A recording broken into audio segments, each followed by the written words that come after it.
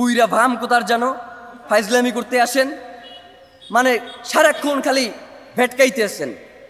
আপনাকে কি পদত্যাগ মানে হচ্ছে আপনি কোনো কিছু পারতেছেন না, আস্তে কইরা চুপচাপ চলে যাবেন, এই জন্য কি আপনার ষড়যন্ত্র উপদেষ্টা বানানো হয়েছে?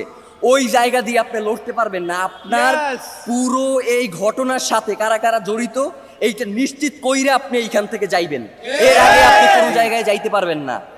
মানে হইলো যাইয়া আপনি যাবেন, কোনো সমস্যা নাই, তার আগে বলবেন যে আপনারা কে বাধা দিছে এই দায়িত্ব পালন করতে, আপনি কার কার জন্য এই দায়িত্ব পালন করতে পারেন নাই, কে এই খুনের তদন্ত করতে আপনারা বাধা দিছে, সব কথা বইলে দিয়া এরপর আপনি যাইতে হইবে, এছাড়া আপনার যাওয়ারও কোনো সুযোগ নাই।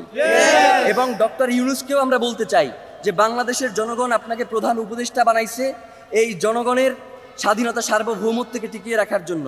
জানাজার মাঠে আপনি বলেছেন যে আপনি শরীফ ওসমান হাদিকে ধারণ করেন, কিন্তু একবারের জন্য আপনি জানাজার ময়দানে বলেন নাই যে খুনের বিচারের ব্যাপারে আপনি কি করবেন।